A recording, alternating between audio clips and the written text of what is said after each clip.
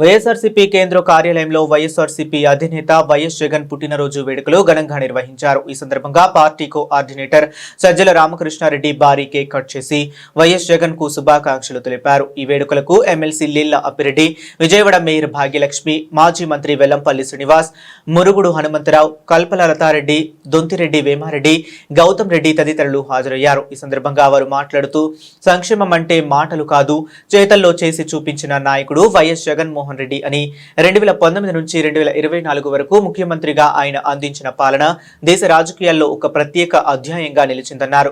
అధికారం ప్రజలపై ఆధిపత్యం చెలాయించడానికి కాదని ప్రజల జీవితాల్లో వెలుగులు నింపడానికి అన్న భావనతో వైఎస్ జగన్ 5 ఏళ్ల పాలన సాగిందని గుర్తు చేశారు. భారతదేశానికి కూడా ఎందుకంటున్నానంటే మన కుటుంబంలో ఒక వ్యక్తి పుట్టినరోజు అయితే ఒక మంచి మనిషిగా, అలాగే ఆ కుటుంబానికి సంబంధించిన సంక్షేమ సారథిగానో, తర్వాత భవిష్యత్తులో కుటుంబాన్ని పెద్దది చేసి దాని భవిష్యత్తుకు అండగా నిలబడే రకంగా ఎదగాలని కోరుకుంటూ ఆకాంక్షిస్తాం. దానికి అవసరమైన ఆయురారోగ్యాలు ఉండాలని కోరుకుంటాం.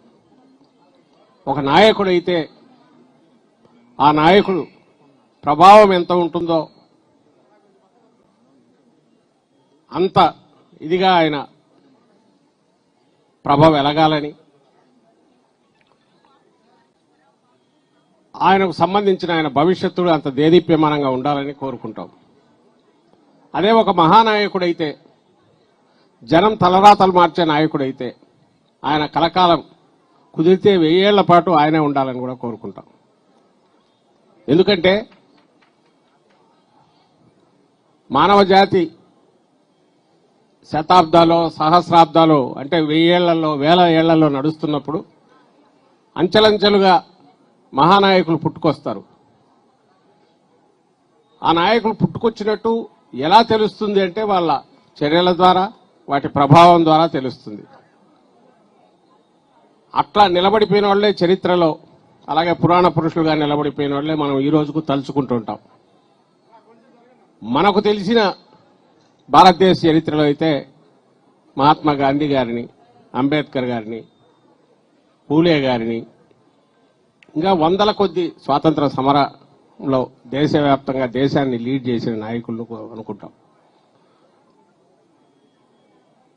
స్వాతంత్రం వచ్చిన తర్వాత రాజకీయాలు నడపడమే కాకుండా దేశాన్ని భవిష్యత్తును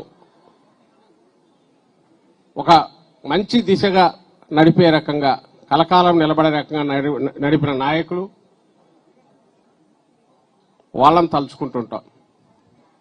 సమకాలీన చరిత్రలో మనం వస్తే ఈ రోజుకి ఇది మనం ఉన్నాం కాబట్టి, మన కళ్ళ ముందు కనపడేవాళ్ళు కాబట్టి మనకు తెలియకపోవచ్చు. ఒక 10 ఏళ్ళు 20 ఏళ్ళు అయిన తర్వాత వెనక్కు తిరుగు చూస్తే ఆ రోజు అట్లా లేకపోతే ఈ రోజు ఇట్లేందేదే అని అనిపిస్తుంది. అప్పుడు విలువ తెలుస్తుంది మనకు. కొంతమంది వాళ్ళు ఉండగానే తెలుస్తుంది విలువ. అలాంటి వాళ్లల్లో అరుదుగా కనపడే వాళ్లలో రాజశేఖర రెడ్డి గారు, వైఎస్ రాజశేఖర రెడ్డి గారు ఒకరైతే, ఈరోజు మనం అడుగులో అడుగు వేస్తున్న, మనం ఎవరితో అయితే కలిసి అడుగు వేస్తున్నామో ఆ నాయకుడు అలాంటి మహానేత కావడం అనేది, మన జననేత జగన్మోహన్ రెడ్డి గారు కావడం అనేది మన అదృష్టంగా మనం భావించాలి. నేను ఎందుకంటున్నానంటే ఏ పార్టీ, మనది రాజకీయ పార్టీ అయినాక ఖచ్చితంగా ఎవరు రాజకీయ పార్టీ వాళ్ళ నాయకులను వాళ్ళు పొగుడుకుంటారు. కానీ తల ఎగరేసి సగర్వంగా పొగుడుకోగలిగిన నాయకుడు ఎవరైనా ఉన్నారంటే జగన్మోహన్ రెడ్డి గారు అవుతారు. మనమేదో మన నాయకుడు కాబట్టి పొగడమో, ఈయన నమ్ముకుంటే 4 సీట్లు వస్తాయో 4 పదవులు వస్తాయో కాదు.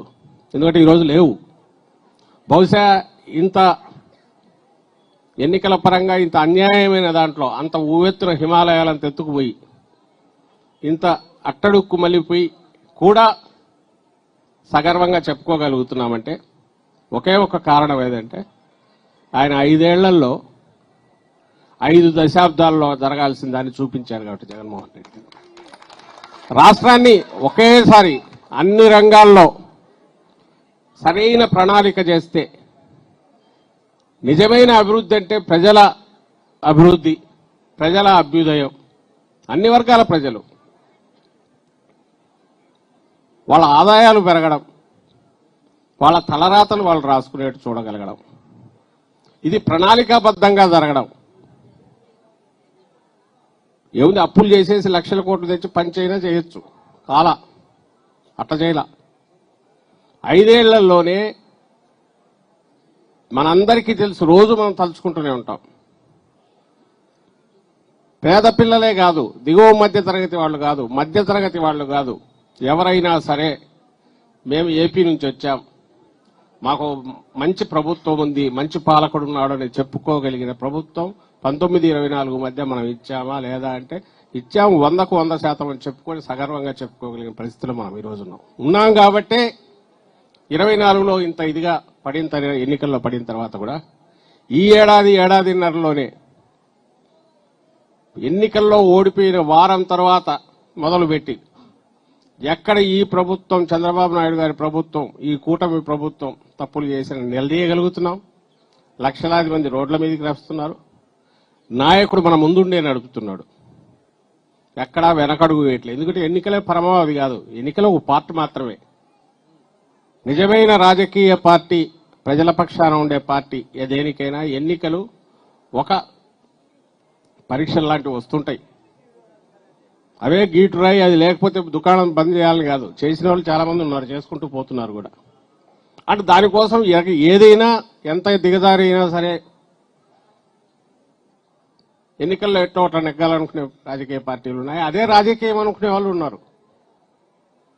కానీ వైఎస్ఆర్ కాంగ్రెస్ పార్టీకి అది అలాంటి కాదు. వైఎస్ఆర్ కాంగ్రెస్ పార్టీకి ప్రజల అజెండానే మన అజెండా. ప్రజలకు సంబంధించిన ఆకాంక్షలు నెరవేర్చడం, వాళ్లతో అడుగులు వేయడం, వాళ్ళ సమస్యలను తీర్చడం, వాళ్ళ పక్షాన ఆలోచించడం. ప్రతి కుటుంబం కూడా నా కుటుంబం లాంటిదే, నా కుటుంబం ఎట్లా బాగుండాలనుకుంటానో వాళ్ళు అలాగే ఉండాలనుకోవాలి. అందుకోసం ప్రణాళికాబద్ధంగా వాళ్ళకు హెల్ప్ చేయాలి.